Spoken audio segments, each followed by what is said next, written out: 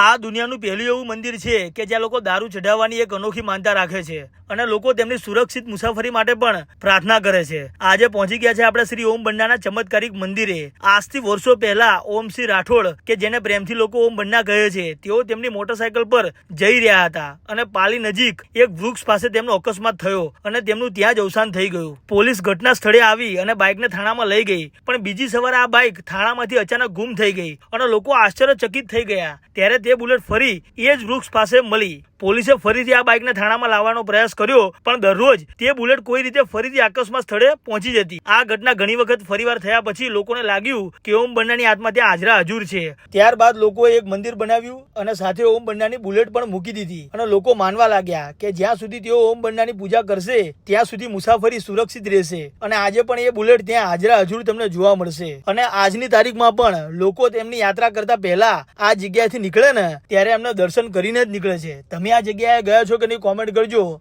Jay Shri Om Banna.